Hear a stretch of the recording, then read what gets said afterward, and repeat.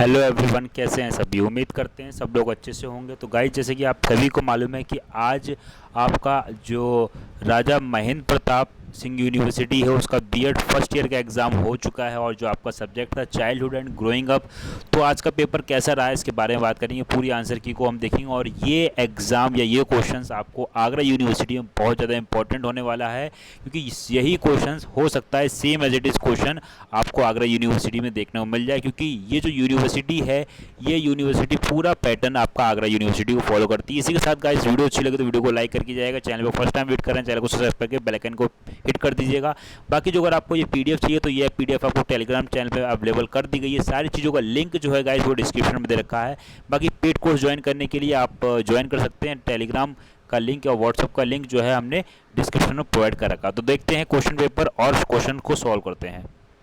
तो गाइस, ये आप पेपर देख सकते हैं, BEd first year exam 2022 BD 101, ठीक है।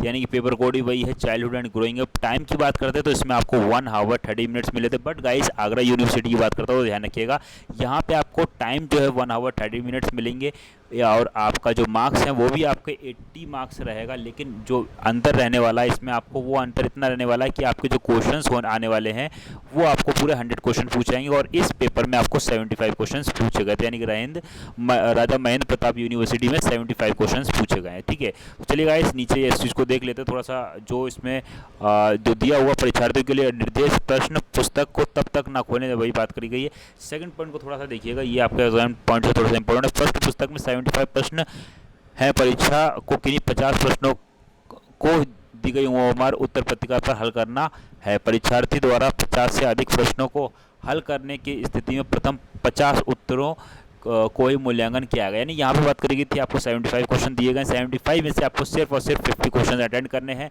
और जो अगर आप इससे ज़्यादा अटेंड करते हैं तो जो भी स्टार्टिंग के 50 क्वेश्चन काउंट करने में आएंगे वही क्वेश्चन को चेक किया जाएगा। बट आगरा यूनिवर्सिटी में क्या किया गया, आपको 75 की जगह आपको 100 क्वेश्चन प्रोवाइड किए जाएंगे, और लेकिन आपको अटेंड इसमें 50 क्वेश्चन ही करने हैं। तो इतना सा अंतर, बाकी चीज़ों से 1.5 घंटे का टाइम उसमें भी आपको मिलने वाला है, ठीक है। तो गाइस, यहाँ पे जो आपका पहला क्वेश्चन आया हुआ है वो आप लोग देख सकते हैं। पहले क्वेश्चन में बात करेगी बाल विकास का तात्पर्य, यानी कि बाल विकास का तात्पर्य क्या है, ये हमसे पूछा गया है। तो इसका राइट आंसर की बात करता हूँ, जैसे कि आप लोग देख रहे होंगे, बाल विकास का जो तात्पर्य अभिवृद्धि या स्वास्थ्य या भार या क्रमिक, इसी में इंग्लिश और हिंदी दोनों में दिया हुआ है। यानी कि what is the mean by the child development, यानी ग्रोथ, हेल्थ, लोड या ग्रेजुअल चेंज। ध्यान रखिएगा, ग्रेजुअल यानी क्रमिक परिवर्तन, यानी कि ऑप्शन डी जो है आपका बिल्कुल करेक्ट ऑप्शन हो जाएगा, ठीक है। इसी के साथ आगे बढ़ते हैं, नेक्स्ट क्वेश्चन को देखते हैं। प्रश्न 2 आपके सामने ही, जल्दी से इसका आंसर बता दीजिए क्या होना चाहिए, बाकी मैं बताता हूँ। तो गाइस, क्वेश्चन 2 में हमसे पूछा गया है, इंग्लिश की बात करता हूँ तो इंग्लिश में आप लोग देख सकते हैं, ये इंग्लिश दिया हुआ है, यहाँ पे ये हिंदी दिया है। इंग्लिश पूछा गया है, और गाइस ध्यान रखिएगा, हमेशा एग्जाम या पेपर को अटेंड करने से पहले क्वेश्चंस को ना आप दोनों चीज़ों में पढ़ लीजिएगा। यानी कि जहाँ से आपको समझ में आए, पहले आप हिंदी, जो अगर आप हिंदी लैंग्वेज से हैं तो आप एक बार हिंदी में पढ़िएगा, हिंदी ना समझ में आए तो आप एक बार इंग्लिश से पढ़ लीजिए, और इंग्लिश से हैं तो आप एक बार इंग्लिश से पढ़िएगा, और इंग्लिश ना समझ में आए तो एक बार हिंदी पढ़ लीजिएगा। तो जब दोनों चीज़ें दी गई हैं तो क्वेश्चंस आपको समझना चाहिए क्वेश्चन में क्या कहा जा रहा है। सेकंड क्वेश्चन में कहा गया, how many emotionals has been given by MC Dougall, यानी कि मैकडूगल ने कितने संवेग बताए हैं। तो मैकडूगल ने, ध्यान रखिएगा, 14 संवेग बताएं, यानी कि ऑप्शन जो सी आपका है वो बिल्कुल करेक्ट हो जाएगा, ठीक है। चलिए इसी के साथ आगे बढ़ते हैं और क्वेश्चन 3 को देखते हैं। आप थोड़ा जल्दी चलते हैं, ताकि अदरवाइज क्वेश्चन जो है इसमें 75 क्वेश्चन हैं, 75 सारे के सारे क्वेश्चन कंप्लीट करेंगे, और ये PDF आपको टेलीग्राम चैनल में मिल जाएगी, अदरवाइज व्हाट्सअप ग्रुप में भी मिल जाएगी। साथ ही साथ इंस्टाग्राम पे फॉलो कर दीजिएगा, तो वहाँ से भी आपको मैं अवेलेबल करवा दूंगा। बाकी फेसबुक पेज पे भी अपलोड कर दी गई है। मानसिक विकास अपनी उच्चतम सीमा पर पहुँचता है, यानी mental development reach of the highest limit. वही बात करिए, मानसिक विकास अपनी उच्चतम सीमा, यानी कि जो मानसिक विकास होता है वो कौन सी सीमा में होता है, ये पूछा गया है। ऑप्शन 5 से 10 वर्ष में, 10 से 15 में, 15 से 20 में, या उपयुक्त में से कोई नहीं। ध्यान रखिएगा, तो मानसिक विकास का जो बढ़िया डेवलपमेंट होता है वो कौन से में होता है, 15 से 20, यानी कि ऑप्शन सी जो है आपका बिल्कुल करेक्ट हो जाएगा। तो ध्यान रखिएगा इस चीज़ का। नेक्स्ट बात करता हूँ क्वेश्चन 4 की। क्वेश्चन 4 में पूछा गया है, अभिवृद्धि एवं विकास के सिद्धांत, यानी कि अभिवृद्धि और विकास के सिद्धांत कौन कौन से। विकास क्रमबद्ध होता है, बालक के विकास की दिशा निश्चित होती है, विकास लगातार होता है, या उपयुक्त सभी। यानी 4 की बात करता हूँ तो बात करी गई है, principle of the growth and development are, यानी कि डेवलपमेंट में कौन कौन सी चीज़ें आती हैं बात करेंगे, ठीक है। Development is the orderly direction of child development is definite development of the constitutional all of the above. तो राइट आंसर आपका जो इसमें हो जाएगा वो हो जाएगा ऑल ऑफ द अबव। यानी कि सारे के सारे ऑप्शन आपके बिल्कुल करेक्ट ऑप्शन है। ठीक है, अब ये किस तरीके से करेक्ट है समझिएगा। अभिवृद्धि एवं विकास के सिद्धांत की बात करेंगे तो विकास का क्रमबद्ध होता है, ये भी है। बालक के विकास की दिशा निश्चित होती है, ये भी है। और विकास लगातार होता है, यानी कि अभिवृद्धि एवं विकास के सिद्धांत में तीनों को तीनों से आ जाएंगी। नेक्स्ट क्वेश्चन 4 हो चुका है। क्वेश्चन 5 को देखते हैं। क्वेश्चन 5 में पूछा गया, मैं सिर्फ हिंदी में चलूँगा, बाकी जो क्वेश्चन में लगेगा उसको इंग्लिश में बता दूंगा। अगर इस क्वेश्चन वीडियो बहुत लंबी हो जाएगी। और गाइस वीडियो अच्छी लगे तो वीडियो को लाइक करके जरूर जाइएगा। 5 में पूछा गया है, बाल विकास को प्रभावित करने वाले मुख्य कारक कौन से? बाल विकास को प्रभावित करने वाले मुख्य कारक कौन से? तो ध्यान रखिएगा, main factor of the influence of the child development. Child development कौन से मेन चीज़ होती है? तो हेरिडिटी और एनवायरनमेंट दोनों चीज़ें होती हैं, यानी कि ऑप्शन सी आपका बिल्कुल करेक्ट हो जाएगा। ठीक है, नेक्स्ट बात करता हूँ क्वेश्चन 6 की। तो क्वेश्चन 6 में हमसे जो पूछा गया है वंशानुक्रम का नियम, वंशानुक्रम का नियम के बारे में पूछा गया कि वंशानुक्रम का नियम कौन सा है। ध्यान रखिएगा, उपर्जित गुणों के संरक्षण का नियम, जैव संख्याकिका के नियम या मेडले का नियम। तो ये सारे के सारे नियम जो है किसमें आ जाएंगे? आपके वंशानुक्रम का नियम में, यानी कि सभी ने हेरिडिटी के बारे में ये चीज़ें कही हैं, यानी ये सारे के सारे आपके क्वेश्चंस ऑप्शंस जो है बिल्कुल करेक्ट हो जाएंगे।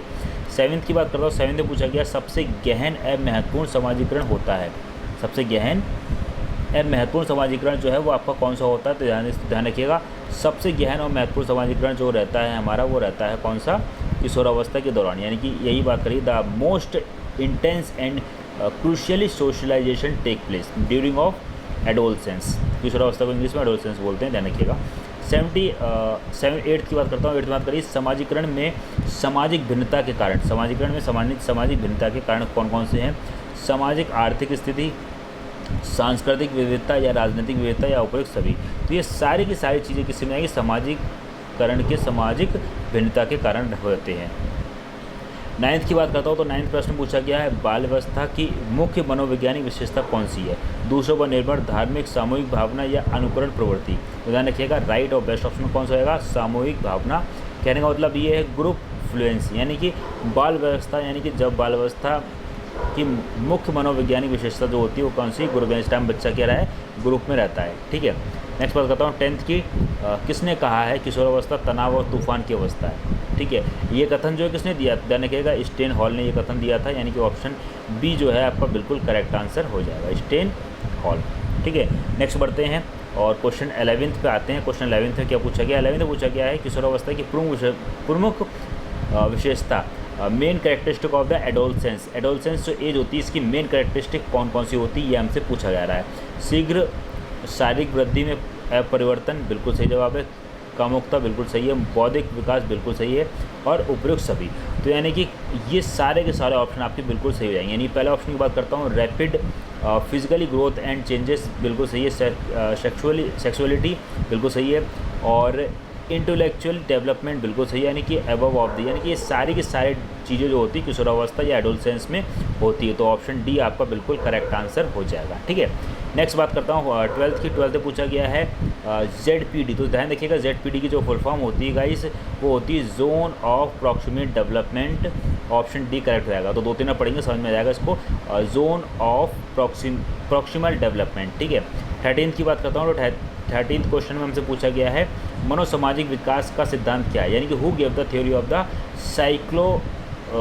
Psychological development. साइकोलॉजिकल डेवलपमेंट की बात करें, मनोसामाजिक विकास का सिद्धांत जो है किसने दिया है, ये पूछा गया है। तो ध्यान रखिएगा, ये किसने दिया है?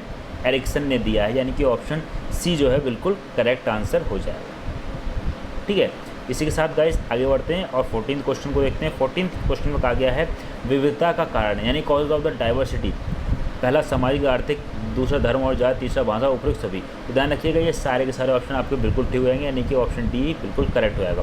विविधता का कारण जो है यानी कॉज ऑफ डाइवर्सिटी, लोग डाइवर्ट होते समाज आर्थिक स्थिति स्तर से, धर्म और जाति से भी और भाषा से भी और उपयुक्त सभी, यानी कि ऑप्शन डी करेक्ट जाएगा। 15th की बात करते हैं। 15th में पूछा गया परिवार एक साधन है। परिवार कैसा साधन है, ये पूछा गया है। ठीक है, अनौपचारिक शिक्षा, औपचारिक शिक्षा, दूर भाषा या दूरस्थ शिक्षा या गैर औपचारिक शिक्षा का। ध्यान रखिएगा, परिवार एक साधन है, फैमिली एक मीडियम, यानी कि फैमिली से बच्चा क्या सीखता है? अनौपचारिक शिक्षा, यानी कि इनफॉर्मल शिक्षा। ठीक है, यानी कि ऑप्शन ए जो है बिल्कुल करेक्ट हो जाएगा। 15th के बाद में 16th की बात करते हैं। 16 प्रश्न पूछा गया है अभिवृद्धि एवं विकास का सिद्धांत पूछा गया। अभिवृद्धि एवं विकास का सिद्धांत, तो ध्यान रखिएगा, विकास क्रमिक होता है, बिल्कुल ठीक है। बालक के विकास की दिशा निश्चित होती है, बिल्कुल ठीक है। विकास लगातार होता है, बिल्कुल ठीक है। और उपयुक्त सभी, तो उसका ऑप्शन डी जो है वो बिल्कुल करेक्ट आंसर हो जाएगा, तो ध्यान रखिएगा। नेक्स्ट बात करता हूँ 17 की। तो 17 प्रश्न में हमसे क्या पूछा गया है, विकास सम्मिश्रण है। विकास जो है सम्मिश्रण है किस development is the combination of heredity and environment, या हेरिडिटी इनटू एनवायरनमेंट, या हेरिडिटी डिवाइड आनुवांशिकता, या बोल सकते हैं सॉरी एनवायरनमेंट डिवाइड आनुवांशिकता, या हेरिडिटी, या फिर बोल सकते हैं एनवायरनमेंट माइनस हेरिडिटी, या फिर वातावरण माइनस आनुवांशिकता। तो राइट आंसर या बेस्ट ऑप्शन जो मैं बात करता हूँ, तो ध्यान रखिएगा कौन सा हो जाएगा, आनुवांशिकता और वातावरण, यानी कि heredity into environment, development of the combination, ठीक है।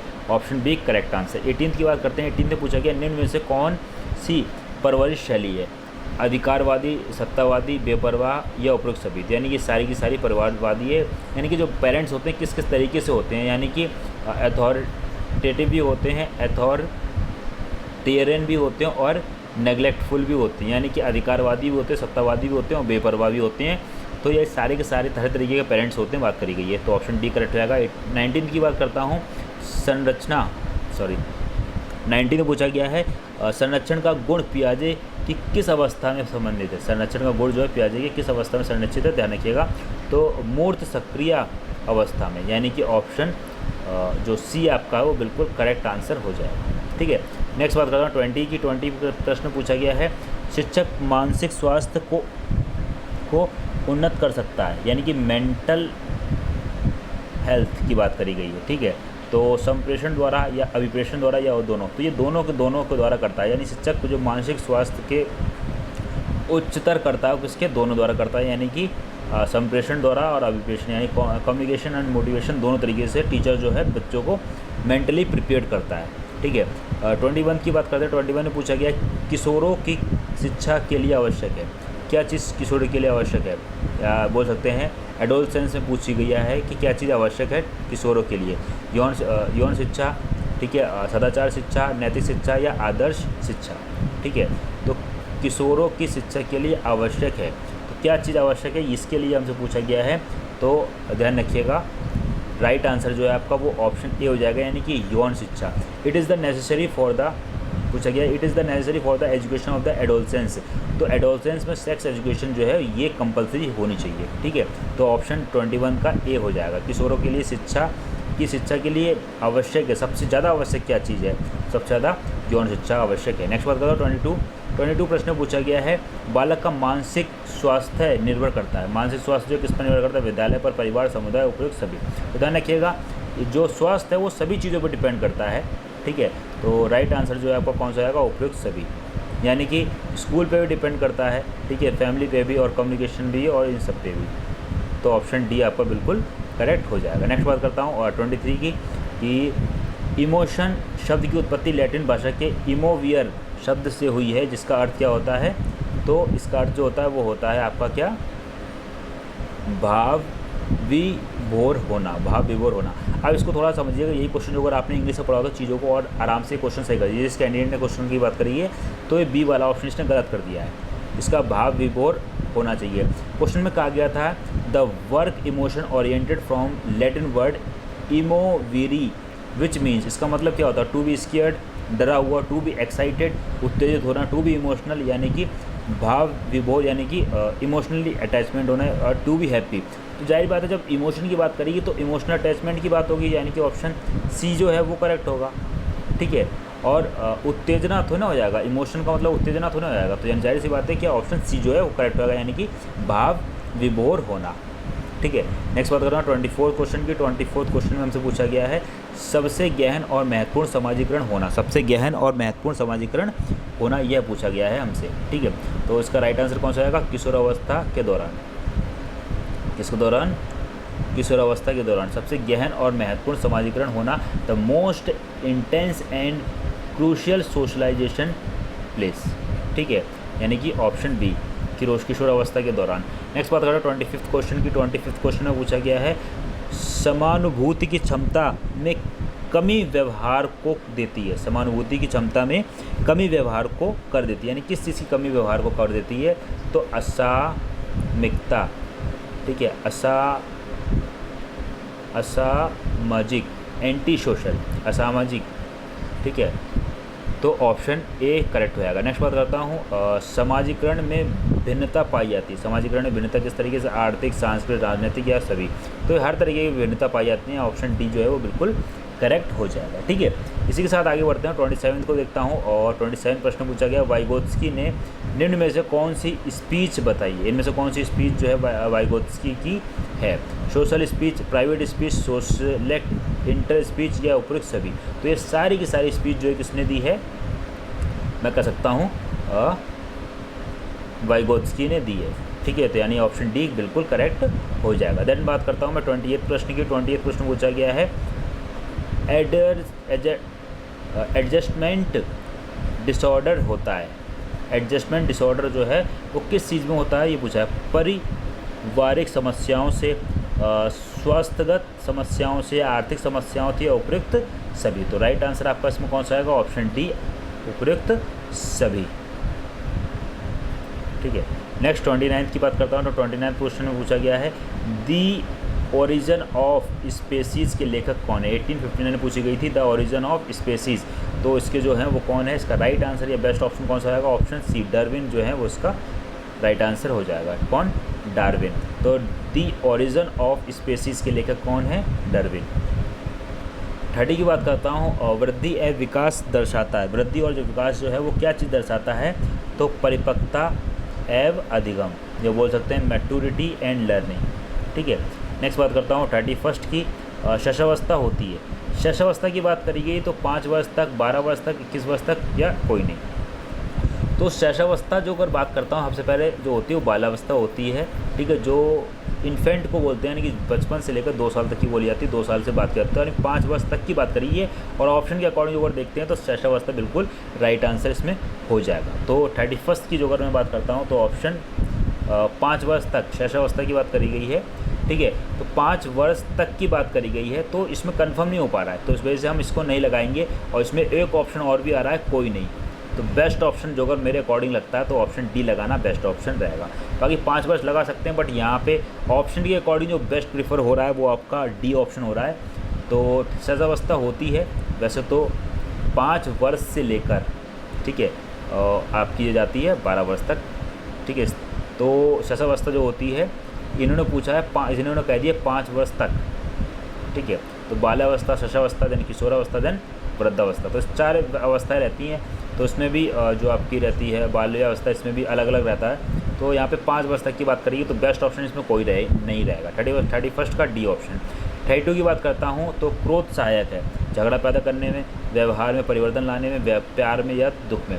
ध्यान रखिएगा, क्रोध जो सहायक होता है इन्होंने ऑप्शन गलत लगाया, यानी कि दुख में सहायक होता है, यानी कि ऑप्शन डी जो है वो बिल्कुल करेक्ट आंसर हो जाएगा। ये जो मैं एक सुबह 2-3 दिन पहले वीडियो डाली थी उसमें काफ़ी सारे क्वेश्चन इस तरीके से इसमें के फंसे हुए हैं। जिसने वो वीडियो देखी होगी उसको पता चल गया हो, क्योंकि मैंने सारी की सारी वीडियोज़ अपलोड कर दी थी एमसीक्यू बेस पे जितनी भी हैं।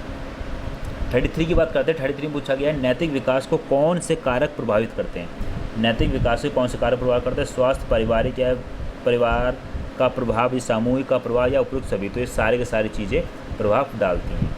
ऑप्शन डी आपका करेक्ट होगा 33 के। 34 की बात करता हूँ तो 34 पूछा गया है, वातावरण वह बाहरी शक्ति है जो हमें प्रभावित करती है। यह किसका कथन, यह जो कथन है ये किसका कथन है, ये हमसे पूछा जा रहा है। तो यह कथन हमारा रास का, यानी ऑप्शन ए करेक्ट होगा। 34 का है। 35 की बात करता हूँ। 35 में आ गया, मानव विकास को प्रभावित करने वाले तत्व हैं। मानव विकास को प्रभावित करने वाले तत्व जो हैं वो कौन से हैं, तो ध्यान रखिएगा, वंशानुक्रम और वातावरण भी है, परिपक्वता और अधिगम भी है, और उपयुक्त सभी, यानी कि ऑप्शन सी जो है बिल्कुल करेक्ट आंसर हो जाएगा। 36 की बात करता हूँ। 36 प्रश्न पूछा गया, लिंग का निर्धारण गुणसूत्र का कौन सा होता है, ठीक है, 20वीं, 21वीं, 22वीं या फिर 23वीं। तो which pair of the chromosomes determine the minor sex, ठीक है, लिंग का निर्धारण गुणसूत्र का कौन सा जोड़ा होता है, ये हमसे पूछा गया। तो उसका राइट आंसर जो होता है वो आपका होता है 23वां, यानी कि 23, ठीक है। नेक्स्ट बात करता हूँ संज्ञानात्मक विकास का सिद्धांत किस मनोविज्ञान ने दिया? संज्ञानात्मक विकास का सिद्धांत जो है किस मनोविज्ञान ने दिया था? तो यह जो आपका दिया था जीन पियाजे द्वारा दिया गया था। ऑप्शन बी आपका करेक्ट आंसर हो जाएगा। 38 की बात करें, 38 में पूछा गया है चाइल्डहुड एंड सोसाइटी कृति किसकी, यानी कि जो बुक है ये किसने लिखी है, ये पूछा गया चाइल्डहुड एंड सोसाइटी। तो यह जो है एरिक्सन ने लिखी है, यानी कि ऑप्शन बी जो है आप बिल्कुल करेक्ट आंसर हो जाएगा। नेक्स्ट 39 की बात करता हूँ। नए जीवों में गुणसूत्रों की संख्या या मानव युग्म कितने होते हैं? तो ध्यान रखिएगा, इससे पहले हमने पूछे थे तो 23, यहाँ पे गुणसूत्रों की बात करी गई तो यानी 46, वही उसी चीज़ का यहाँ पे बोल सकते हैं डबल हुआ है। ठीक है, इससे पहले गुणसूत्र पूछे गए थे, तो यहाँ पे पूछे गए नए जीवों में गुणसूत्रों की संख्या कितनी होती है? 46 होती है। ठीक है, और नेक्स्ट बात करता हूँ 40 की। तो 40 में पूछा गया था मानव मस्तिष्क को कितने भागों में बांटा गया? तो इसका जो बेस्ट ऑप्शन रहता है वो आपका 3 भागों में बांटा रहता है ऑप्शन के अकॉर्डिंग। तो ऑप्शन के अकॉर्डिंग आप इसमें 3 लगाएंगे। क्यों 3 लगाएंगे? क्योंकि 3 जो मेनली बांटे गए हैं वो आपका बोल सकते हैं हम, जो आपका मिड ब्रेन हो गया, फोर ब्रेन हो गया और हिंड ब्रेन हो गया, ये 3 तरीके से डिवाइड किया गया है। 41 की बात करते हैं। 41 में पूछा गया 2 से 6 वर्ष की अवस्था कहलाती है। 2 से 6 वर्ष की अवस्था कहलाती है।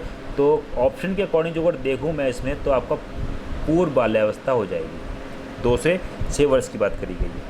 ठीक है, वैसे जो अगर पूर्व बाल्यावस्था नहीं होती तो यहाँ पे बेस्ट ऑप्शन जो लग रहा है, ठीक है, 41 का वो ऑप्शन आपका बी रह रहा है। ठीक है, नेक्स्ट बात करता हूँ 42 की।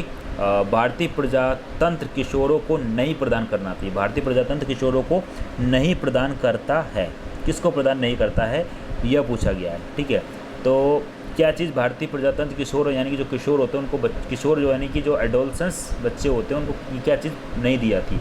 समानता, स्वतंत्रता, संपत्ति का मूल अधिकार या बंधुत्व।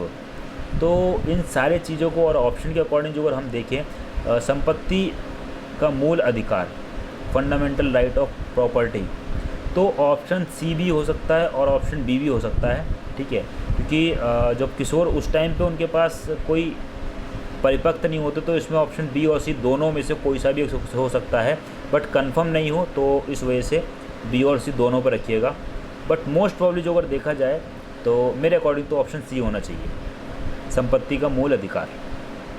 क्योंकि किशोरावस्था यानी किशोरावस्था जो होती है आपकी 12 से लेकर 18 अवस्था की होती है, तो उसमें दोनों चीज़ें रह सकती हैं। ठीक है, नेक्स्ट बात करता हूँ 43 है। तो 43 क्वेश्चन पूछा गया है 20वीं शताब्दी को बालक की शताब्दी किसने कहा है? 20वीं शताब्दी को बालक की शताब्दी किसने कहा है? तो ध्यान रखिएगा क्रो एंड क्रो ने, यानी कि which called the 20th century the century of child, Crow and Crow ने कहा है 20वीं शताब्दी को बालक की शताब्दी। 44 की बात करता हूँ। 44 प्रश्न पूछा गया है साथी समूह का सर्वाधिक प्रभाव किस अवस्था में होता है? साथी समूह का सर्वाधिक प्रभाव जो है किस अवस्था में होता है, यह है हमसे पूछा जा रहा है। ठीक है, तो यानी कि फ्रेंड सर्कल जो होते हैं उसके बारे में बात करेगी। तो ये जो चीज़ होती है कहाँ आती है? किशोरावस्था में सबसे ज़्यादा जाती है, यानी कि जो एडोलसेंस की जो एज होती है उस टाइम पे। During which stage peer group in the most important influence, यानी कि जिसमें बहुत पक्की वाली दोस्ती हो जाती है वो बात करी जा रही है। ठीक है, तो ऑप्शन सी जो है वो बिल्कुल करेक्ट आएगा। बाल्यकाल तो गाइस बाल्यकाल तो बिल्कुल नहीं होगा, शैशवावस्था तो किसी कीमत पे नहीं हो सकता। ऑप्शन के अकॉर्डिंग जो अगर देखे जाए ना, तो यहाँ से देखिएगा शैशवावस्था, भैया इस टाइम तो बच्चा बिल्कुल जरा सा होता है। ठीक है, बाल्यावस्था आज दोस्त बने कल दुश्मन बन गए, किशोरावस्था में थोड़ा सा समझ आ जाती है, यही चीज़ होती है। ठीक है, तो बेस्ट ऑप्शन सी रहने वाला है। 45 की बात करते हैं। 45 पूछा गया है प्रतिस्पर्धाएं अच्छी नहीं हैं जब वे विकसित रहती हैं। प्रतिस्पर्धाएं जो है वो अच्छी नहीं है, ये पूछा जा रहा है हमसे। ठीक है, जब वो विकसित रहती हैं। हीन भावना और कुष्ठा या स्ट्रेस या फिर उपयुक्त सभी, तो यानी कि ये सारी की सारी चीज़ें हो जाएंगी, ऑप्शन डी करेक्ट रहेगा। विकास क्या है, यानी डेवलपमेंट क्या है? परिपक्वता, सीख, क्षमताओं का संश्लेषण या उपयोग सभी, बिल्कुल सही। और यानी कि ऑप्शन डी जो है आपका बिल्कुल करेक्ट आंसर हो जाएगा। विकास यानी ये सारी की सारी चीज़ें क्या है, एक तरीके से आपकी विकास। 47 की बात करता हूँ। वंशानुक्रम व्यक्ति की जन्मजात विशेषता का पूर्ण योग क्या है? वंशानुक्रम व्यक्ति की जन्मजात विशेषता का पूर्ण योग क्या है? यानी कि ये जो कहा है वंशानुक्रम व्यक्ति की जन्मजात विशेषता का पूर्ण योग है, तो ध्यान रखिएगा ऑप्शन है बी एन झा, यानी कि ऑप्शन ए हो जाएगा इसका। ठीक है, नेक्स्ट बात करता हूँ 48 में 80 to 90 बुद्धि लब्धि प्राप्तांक दर्शाता है। मंद बुद्धि, हीन भावना, मूर्ख या जड़। तो भाई मूर्ख, हीन, जड़, मंद बुद्धि बेस्ट ऑप्शन रह रहा है, क्योंकि मैंने बताया था कि 70 से कम वाले, तो यहाँ पे 70 के 80 से 90 के बीच की बात करी गई है IQ लेवल की, तो डल ही रहने वाला। बाकी मूर्ख, जड़, हीन तो ये तो अलग चीज़ हो गई। मंद बुद्धि इससे थोड़ा सा रिलेटेड रहने वाला। 49 की बात करता हूँ, 49 भी आ जाएगा माइंड मैपिंग का अर्थ, यानी माइंड मैपिंग की बात करी जा रही है। तो समझ बढ़ाने के लिए एक तकनीकी, यानी कि ऑप्शन ए आपका बिल्कुल करेक्ट, यानी कि बोल सकते हैं अ टेक्निक, ठीक है, a technique to enhance comprehension, ठीक है, एक समझ बढ़ाने की तकनीक। नेक्स्ट बात करता हूँ 50 की। 50 में पूछा गया है डिसलेक्सिया एक विकार है, ठीक है। तो डिसलेक्सिया जो है यानी कि जो एक बीमारी है, किसकी बीमारी है, एक मानसिक, ठीक है। तो ऑप्शन डी जो है करेक्ट आंसर हो जाएगा, यानी कि मेंटल है एक तरीके से, दिमाग वाली, ठीक है। और 51 की बात करता हूँ, समायोजन से संबंधित है। The adjustment is related to, यानी कि मानसिक विकास, सामाजिक विकास, शारीरिक या फिर भावनात्मक विकास। तो समायोजन संबंधी यानी एडजस्टमेंट जो होता है वो क्या है, उसके बारे में पूछा गया है, ठीक है। तो समायोजन से संबंधित आपका क्या हो जाएगा, मानसिक विकास, यानी कि ऑप्शन है मेंटल डेवलपमेंट, ठीक है। नेक्स्ट 52 की बात करता हूँ, निम्नलिखित में से कौन बुद्धि और विकास के सिद्धांत से संबंधित नहीं है, पूछा गया, ठीक है। निरंतरता का सिद्धांत, वर्गीकरण का सिद्धांत, ठीक है, समन्वय का सिद्धांत और व्यक्ति का सिद्धांत। तो इसका राइट आंसर या बेस्ट ऑप्शन आपका हो जाएगा कौन सा नहीं है, वर्गीकरण का सिद्धांत नहीं है, ठीक है। नेक्स्ट बात करता हूँ 53 की। 53 में पूछा गया किशोरों में भावनाओं को नियंत्रित करने का सबसे अच्छा तरीका कौन सा है, ठीक है। युक्तिकरण, प्रक्षेपण, शोधन या दमन, ठीक है। तो राइट आंसर की बात करता हूँ तो आपका प्रक्षेपण इसका हो जाएगा, ठीक है। नेक्स्ट बात करता हूँ 54 की। निम्नलिखित में से कौन सा समाजीकरण के द्वितीय कारक है, यानी द्वितीय कारक है, स्कूल और तत्काल, परिवार के उद्देश्य, परिवार और रिश्तेदार, परिवार और पड़ोसी, या स्कूल और पड़ोसी। तो बेस्ट ऑप्शन आपका जो है इसमें आपका कौन सा हो जाएगा, तो ध्यान रखिएगा स्कूल और पड़ोसी। निम्नलिखित में से कौन सा समाजीकरण का द्वितीय कारक है, which of the following are the secondary agent of the socialisation, यानी कि स्कूल और साथ ही साथ उसके नाइट, यानी कि स्कूल के बाद में पड़ोसी किस तरीके, कौन से बच्चों का खेलता है, वही बात करी जा रही है यहाँ पे। तो ऑप्शन डी आपका करेक्ट हो जाएगा। 55 की बात करते हैं, विकास के किस चरण में बच्चों की टीम भावना बदल जाती है, ठीक है। बचपन में, पूर्व किशोरावस्था में या पूर्व वयस्कता में, यानी कि प्री एडल्टहुड एज। 55 की जो अगर बात करता हूँ तो इसका राइट आंसर जो होगा कौन सा हो जाएगा आपका, किशोरावस्था में। यही क्वेश्चन अब से पहले हम पूछ चुके हैं, देखा होगा पीछे भी, उसमें हमने किशोरावस्था लगाया था, थोड़ा चेंज करा गया, ठीक है। क्वेश्चन एक ही है, कहने का तरीका अलग अलग तरीके से पूछा है बस, ठीक है। विकास एक कभी ना समाप्त होने वाली प्रक्रिया, यह विचार किससे संबंधित है, विकास कभी ना खत्म होने वाली प्रक्रिया, ये जो विचार है ये किसने दिया था, ये हमसे ये पूछा जा रहा है हमसे। ध्यान रखिएगा, निरंतरता या बोल सकते हैं निस्तरणता, ऑप्शन डी निस्तरणता का सिद्धांत या थ्योरी ऑफ द कॉन्टिन्यूटी, ठीक है। नेक्स्ट बात करता हूँ 57 की। 57 में कहा गया यह किसका कथन है, समायोजन एक अधिगम की प्रक्रिया है, समायोजन एक अधिगम की प्रक्रिया है। ये जो है आपका इसमें थोड़ा सा डाउट में है, पियाजे भी हो सकता है और स्किनर भी हो सकता है, ठीक है। बट जो भी करेक्ट होगा वो आपको बाद में बताऊंगा। नेक्स्ट 58 की बात करता हूँ। 50 में पूछा गया निर्देशक एवं सुव्यवस्थित प्रक्रिया है, क्योंकि निर्देशन एवं सुव्यवस्थित प्रक्रिया है। उसका राइट आंसर की बात करता हूँ कौन सा आएगा, तो औपचारिक या अनौपचारिक। तो ध्यान रखिएगा, निर्देशन या सुव्यवस्थित प्रक्रिया जो औपचारिक और अनौपचारिक दोनों, यानी कि ऑप्शन सी जो है आपका करेक्ट हो जाएगा। यानी कि guidance of the systematic process because the formal and informal, guidance जो होती है वो फॉर्मल भी होती है, इनफॉर्मल भी होती है, अच्छी होती है, बुरी, यानी कहने का मतलब ये है, अच्छी बुरी का मतलब नहीं है यहाँ पे। फॉर्मल एंड इनफॉर्मल का मतलब ये है कि जो गाइडेंस है वो घर वाले भी देते हैं और बाहर वाले भी देते हैं, यानी कि घर वाले फैमिली, बाहर वाले स्कूल वाले, टीचर्स, पड़ोसी, नेबर्स, ये सारी की सारी चीज़ें, ठीक है। 59 की बात करते हैं। पियाजे ने निम्न में से कौन सा प्रत्यय नहीं दिया, पियाजे ने इनमें से कौन सी चीज़ नहीं, किस चीज़ के बारे में नहीं बताया है, ये हमसे पूछा जा रहा है। तो ध्यान रखिएगा, इसमें साम्य धारण बताया है, संरक्षण बताया है और अजीवावाद बताया है, यानी कि स्वाधीनता बनाम शर्म जो है वो इन्होंने नहीं बताया है। तो यह जो है किसका है, एरिक्सन का है, ठीक है। नेक्स्ट बात करता हूँ 60 की। 60 जेडर जो है वो एक क्या है, जेंडर एक जैविक संरचना, सामाजिक संरचना दोनों, तो दैनिक है जेवर जो है वो दोनों है। ऑप्शन डी जो है आपका बिल्कुल करेक्ट हो जाएगा। ठीक, ऑप्शन सी आपका बिल्कुल करेक्ट हो जाएगा, यानी बोथ। बायोलॉजिकल कंस्ट्रक्शन और सोशलॉजिकल कंस्ट्रक्शन, ठीक है, यानी कि सृष्टि का ऑप्शन सी करेक्ट रहेगा। 61 की बात करता हूँ, निम्न में से कौन सा अभिवृद्धि या विकास को बाह्य रूप से प्रभावित करने वाला कारक नहीं है? कौन सा कारक नहीं है, यह पूछा गया, तो ध्यान रखिएगा। बुद्धि को प्रभावित नहीं कर सकता, स्वास्थ्य कार्य हो सकता है, पोषण हो सकता है, वातावरण रहता ही है, वातावरण से ही होता है, ठीक है। नेक्स्ट बात करता हूँ 62, बाल विकास की प्रक्रिया प्रारंभ होती है। बाल विकास की जो प्रक्रिया है वो कहाँ से प्रारंभ होती है, ध्यान रखिएगा। यानी कि किसी भी चीज़ को डेवलपमेंट जो होता है वो गर्भ से ही प्रारंभ हो जाता है। वही बात करिए, process of the child development is starting from since prenatal age, यानी गर्भ से। 63 की बात करता हूँ, रूढ़िगत धारण, रूढ़िगत धारणा, रूढ़िगत धारणा जो है वो क्या है, इसके बारे में बात करी गई है, तो ध्यान रखिएगा। रूढ़िगत धारणा जो होती है हमारी किसी समूह की विशेषताओं के प्रति आम धारणा, यानी ऑप्शन आपका बिल्कुल ये जो है करेक्ट आंसर है।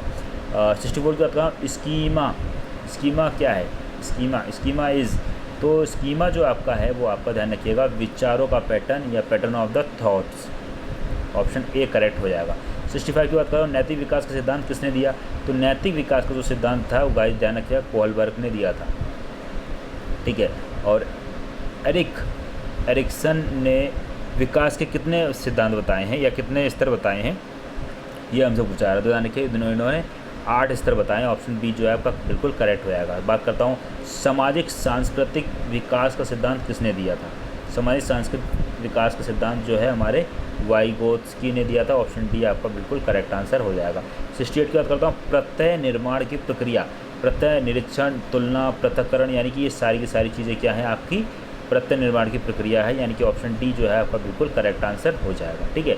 69 की बात करता हूँ, 69 की बात करिए, विकासात्मक कार्य का प्रत्यय दिया गया, विकासात्मक कार्य का प्रत्यय जो है वो दिया गया किसके द्वारा, तो हैविंग गट्स द्वारा, यानी कि ऑप्शन बी जो है बिल्कुल करेक्ट आंसर हो जाएगा। 70 बात करता हूँ, निम्न में से कौन किशोरावस्था के विकास में महत्वपूर्ण भूमिका निर्वाहित करता है, यानी निर्देशन, परामर्श या दोनों, तो ध्यान रखिएगा दोनों ही प्रभावित करते हैं, यानी कि निर्देशन भी और परामर्श भी। 71 की करता हूँ, किशोरावस्था की क्या समस्या नहीं है, पूछा गया किशोरावस्था में कौन सी समस्या नहीं, विद्रोह की भावना बिल्कुल होती है, काम भावना बिल्कुल होती है, और परिपक्वता या इमेच्योरिटी और इमेजिनेशन बिल्कुल होती है, यानी कि इसमें जो है न क्या नहीं होता, यानी कि इमेच्योरिटी, ठीक है, यानी कि अपरिपक्वता नहीं होती, बाकी सारी की सारी चीज़ें होती हैं किशोरावस्था में, यानी समझ नहीं होती उन लोग को, बाकी सारी की सारी चीज़ें होती एक तरीके से बोल सकते हैं। 72 की बात करता हूँ, शहरीकरण प्रभावित करता है, शहरीकरण जो है किस चीज़ को प्रभावित, शिक्षा, सामाजिक आर्थिक स्थिति, संस्कृति और सभी, तो यानी कि सारी की सारी चीज़ों को शहरीकरण जो है प्रभावित करता है। 73 की बात करता हूँ, एडोलसेंस पुस्तक लिखी, तो गाइस एडोलसेंस बहुत फेमस पुस्तक है, कई बार क्वेश्चन से पूछी गई है, और आपके आगरा यूनिवर्सिटी एग्जाम में उसमें भी ये पूछने के पूरे चांसेस हैं। एडोलसेंस पुस्तक लिखी गई, तो एडोलसेंस जो पुस्तक है स्टेन हॉल द्वारा लिखी गई, किसके, स्टेनले हॉल द्वारा लिखी गई है। 74 की बात करो, 74 में पूछा गया आर्थिक स्थिति किशोरों की किस दशा को प्रभावित करती है, आर्थिक स्थिति किशोरों किस दशा को प्रभावित करती है, तो संवेगात्मक, मानसिक, क्रियात्मक या उपयुक्त सभी, तो यानी उपयुक्त सभी, ऑप्शन डी करेक्ट रहेगा। 78 की बात करता हूँ, एक अच्छे समायोजन व्यक्ति की विशेषता होती है, एक अच्छे समायोजन की विशेषता जो है वो कौन सी होती है पूछा गया है, शारीरिक रूप से समायोजित, संवेगिक रूप से समायोजित, व्यवहारिक, लचीलापन या उपयुक्त सभी, यानी कि उपयुक्त सभी, यानी कि ऑप्शन डी आपका बिल्कुल करेक्ट आंसर हो जाएगा। यहाँ पे ये आपके क्वेश्चंस खत्म होते हैं, और क्वेश्चन जो भी आपकी ओमआर शीट होगी उसमें सिर्फ और सिर्फ एक गोले को करेक्ट करना है, जो भी ऑप्शन होगा उसको सिर्फ, बाकी सारे गोलों को ऐसे ही छोड़ देना है, ठीक है। तो यहाँ पे आपके 75 क्वेश्चन कंप्लीट हो चुके हैं, और गाइस जो ये पीडीएफ चाहिए तो पीडीएफ आपको टेलीग्राम चैनल पे मिल जाएगी, वहाँ पे मैंने बहुत टाइम पहले अपडेट कर दी थी। बाकी वीडियो को रात में बना रहा हूँ क्योंकि थोड़ा सा टाइम लगता है सारी चीज़ों को क्रिएट करने में, और क्वेश्चंस के आंसर्स को एग्जैक्ट 100 या टू द पॉइंट बताने में थोड़ा सा टाइम लगता है। इसी के साथ गाइस वीडियो अच्छी लगी तो वीडियो को लाइक करके जाइएगा, चैनल पर फर्स्ट टाइम विजिट करें चैनल को सब्सक्राइब करके बेल आइकन को हिट कर दीजिएगा। तो मिलते गाइस नेक्स्ट वीडियो में, तब तक के लिए thanks for watching, have a good night.